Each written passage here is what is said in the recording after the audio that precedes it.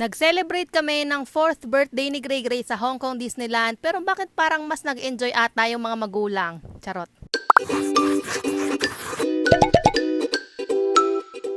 Mga 6:30 AM lumabas na kami ng hotel kasi pupunta tayo ngayon sa Disneyland. Inagahan talaga namin kasi nag-avail kami ng early park entry ticket, so para hindi naman masayang yon, kailangan maaga kami para hindi kami malate. From MTR Tsim Sha Tsui Station, sumakay kami ng train sa Red Line papuntang Tsuen Wan, tapos bumaba kami sa Lai King Station. From there, nag-transfer kami sa Orange Line or yung Tung Chung Line papuntang Sunny Bay Station kasi connected na yon sa Disneyland train. Pagbaba sa Sunny Bay Station, nasa tapat lang yung train papuntang Disneyland. Kung gusto nyo mag-picture na wala masyadong tao sa loob ng train, wag muna kayong bumaba sa Disneyland Station at sumabay kayo pabalik sa Sunny Bay Station kasi wala ng tao noon. Pabalik-balik lang naman yung train from Sunny Bay to Disneyland, so okay lang yan. Paglabas nyo ng train, akyat lang kayo papuntang exit, 21.5 HKD ang pamasahe. Maaga kami nakarating kaya wala pang masyadong tao, so nasolo namin na makapagpa-picture dun sa Ark. Tapos naglakad na kami papasok kasi napansin namin na dumadami na yung mga tao, tapos meron na rin pila para sa mga early park entry ticket holders. Mga bandang 8:30 AM nagsimula na silang magpapasok. Una, in-scan muna yung mga tickets namin, tapos chinek yung mga bag at mga dalang gamit. Tapos, pila ulit at dito na kami naghintay na mag-open yung Disneyland. 10 AM ang regular opening nila, pero para sa mga may early pass tickets, pwede na pumasok at 9 AM. Tapos, at exactly 9 AM, nagsimula na magpapasok, in-scan lang ulit yung mga tickets namin. Mapapansin nyo na yung ibang tao nagmamadali, yung iba nga tumatakbo na talaga kasi gusto nilang mauna dun sa World of Frozen. Dahil nga sikat yung World of Frozen, sobrang haba talaga lagi ng pila doon. At dahil wala talaga akong pasensya na pumila ng mahaba, lalo na't may kasama kaming bata, pero gustong gusto ko talaga makasakay doon sa Frozen Ever After na ride, kaya kami nag-decide na kumuha na lang ng early park entry tickets. Para sa akin, sulit naman kasi nakasakay kami agad, hindi kami naghintay ng matagal. Sa Klook kami nag-book ng tickets for 20,324.30, may kasama ng meal voucher yon. Sobrang ganda ng ride, as in healing your inner child. Charot. College naman ako nung napanood ko yung Frozen, kaya siguro dito ako pinaka-excited kasi ibang mga Disney movies hindi ko naman kinalakihan yan or hindi naman ako talaga nanonood nung bata ako. Medyo meron lang nakakagulat na nakakatakot na part dito, nakakaloka. Nag-alala ako para kay Gray. Medyo kinwestiyon ko nga pagiging nanay ko. Charot. Sabi ko, Diyos ko, paano ba naging pambata to? Kinabahan ako, pero kinaya naman ni Gray Gray, napakatapang pa nga ng batang to. After ng ride, nagpicture muna kami sa Arendelle kasi sobrang ganda. Tapos pumunta kami sa Northern Delights para bumili ng mga frozen treats. At ito na nga ang simula ng mga gastos natin dito sa Disneyland. Charot. 118 HKD yung total namin dyan. And yes, medyo pricey talaga. Pero minsan lang naman kaya push na natin. May isa pang ride sa World of Frozen na pwede nyo na masakyan. Pero dahil medyo extreme pa to para kay Gray Gray, hindi na kami sumakay. Bukod sa World of Frozen, open na rin ang ilang rides sa Fantasyland. At ang una naming sinakyan ay yung Mad Hatter Teacups na paikot-ikot lang. Nahilo lang ako mga moms pero sobrang nag-enjoy si Gray Gray dito. Next naman, itong Dumbo the Flying Elephant. Akala ko nga parang dinosaur ride lang to nung EK, pero mas mataas pala to. Kinabahan ako para kay Gray Gray, pero nako, wala lang sa kanya. Tuwang-tuwa pa nga.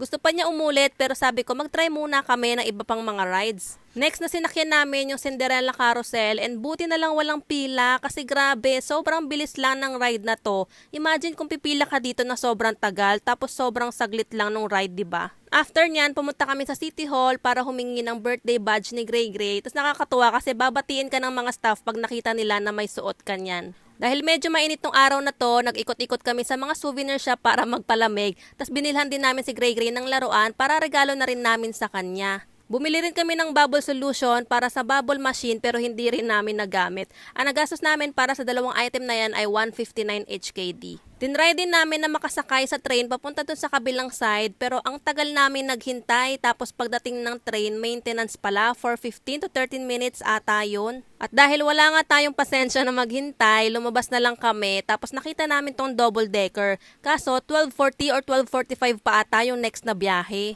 Total, mga around 11 AM na din naman niya, nag-decide na lang kami na mag-lunch kesa maghintay kami sa mga rides. Naisip kasi namin, kung 12 pa kami magla-lunch, baka madami ng tao. Kaya ayun, naglakad na kami papunta dun sa Royal Banquet Hall. Nag-refill din pala muna kami ng tubig sa water fountain para hindi na kami bibili ng tubig dun sa loob. Pagdating namin, medyo wala pa masyadong tao kaya nakahanap kami agad ng bakanteng table. Tapos dito sa loob, para siyang isang malaking cafeteria na may mga sections tapos iba-iba yung mga menu. So kukuha ka ng parang push cart, pipila ka, tapos sasabihin mo yung order mo and dyan mo din i-claim. Tapos sa kabilang dulo, yung mga parang cashier kung saan ka magbabayad. Medyo pricey yung mga pagkain kaya kumuha kami ng meal voucher sa Klook para mas makamura. Tapos nagbayad na lang kami ng excess na 15 HKD. Isa nga lang yung binili naming voucher for lunch kasi akala namin enough na sa amin yung isang order. Akala namin good for sharing na. Pero dahil malakas kami kumain at pagod sa kakalakad, nabitin kami dun sa isang order. Anyway, next namin na pinuntahan yung It's a Small World kasi isa din to sa mga laging mahaba ang pila. Buti na lang pagdating namin, wala pang masyadong tao. Siguro mga 5 minutes lang kami naghintay, nakasakay din kami agad. Sobrang chill lang ng ride na to, talagang pambata siya, pero ma-amaze ka sa pagkakagawa kasi ang daming decorations, tapos grabe yung mga details, pati yung paggalaw ng mga bagay-bagay. Medyo natakot lang ako ng konti kasi napaisip ako paano paggabi, pag walang tao, tapos biglang gumalaw lahat ng mga manika doon, di ba? Charot, tinatakot ko lang yung sarili ko.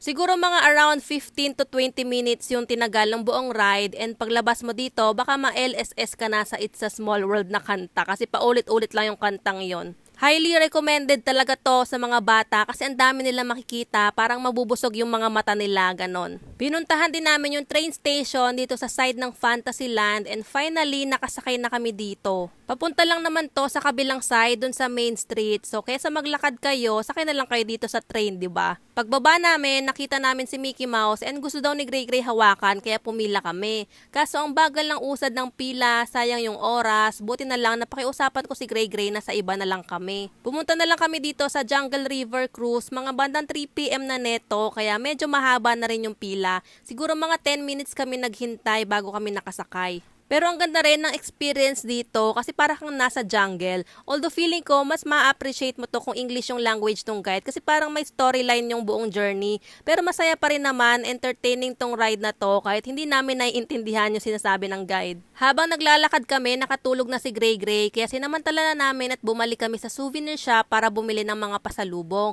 Grabe yung mga presyuhan dito at ang pinakamura na pwede naming ipampasalubong ay yung Disneyland shopping bag. So ayun na lang yung binili namin. Tapos binilhan lang namin si Gray Gray na isa pang laruan pang souvenir ganyan. 313 HKD naman yung nagastos namin dyan. Hinanap din namin tong bilihan ng ice cream sa may Tomorrowland kasi yung meal voucher namin sa Klook may kasamang treat, either popcorn or ice cream, at ice cream yung pinili namin. Sabi namin, bibilhan na lang namin si Gray Gray ng ice cream paggising niya, pero ang tagal niya magising, hindi tuloy namin siya nabilhan. Nakapunta na kami sa Adventureland at nakapanood ng Moana show hanggang sa nakapwesto na kami sa Main Street para mag-abang ng parade, pero si Gray Gray ang sarap pa rin ng tulog. Buti na lang nung magsisimula na yung parade, nagising siya. Siguro naingayan siya dun sa tugtog.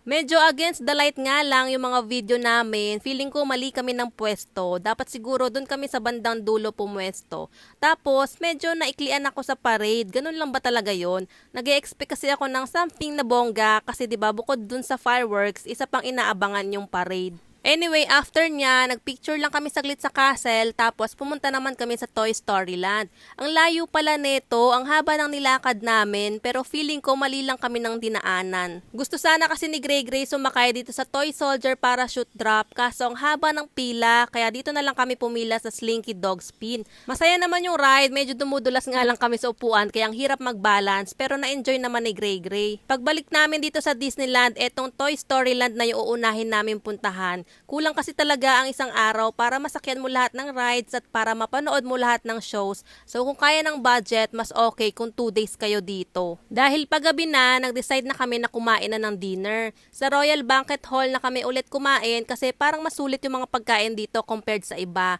Medyo madami ng tao, so habang nag-aabang kami ni Gray Gray na may mabakanting table, si Daddy naman nag-order na ng pagkain. Pero this time, nag-add pa si Daddy ng pizza kaya nagbayad kami ng excess na 145 HKD dun sa meal voucher namin, and in fairness, mas nakakabusog to kaysa dun sa in-order namin kaninang lunch. Kinantahan na namin si Gray Gray kanina sa hotel ng happy birthday, pero kumanta ulit kami ngayon kasi baka akala niya panaginip lang yung kanina. Tapos syempre, nag-blow ulit kunwari ng candle, wala kasi kaming lighter and baka bawal din. Mga bandang 8 PM, pumunta na kami sa may castle at ang dami ng tao. Buti na lang meron pa kaming napwestuhan kasi ito talaga yung isa sa mga pinakahihintay ng mga tao dito, yung fireworks. Tumagal ng mga around 20 minutes yung buong show at grabe, sobrang ganda.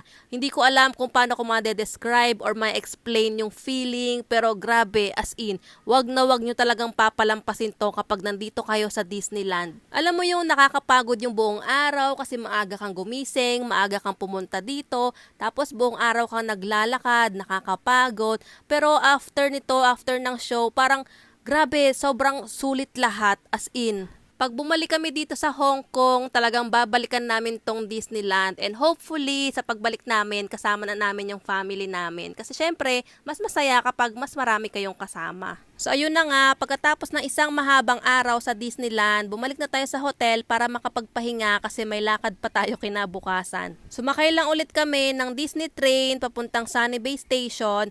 Tapos pagdating nyo sa Sunny Bay Station, hindi kayo sasakay dun sa katapat na train ha. Kasi papuntang Tung Chung yon at ang kailangan natin masakyan ay yung train na pa Hong Kong. So kailangan yung umakyat at tumawid dun sa kabila. Same lang yung route natin pero pabalik lang. So sa Orange Line, doon tayo bababa sa Liking Station and then from Liking Station, lilipat naman tayo sa Red Line or yung Chuen Wan Line at sasakay tayo ng train pa Central tapos bababa tayo sa Tsim Sha Tsui Station. Tapos ayun na, nilakad na lang namin papunta sa hotel.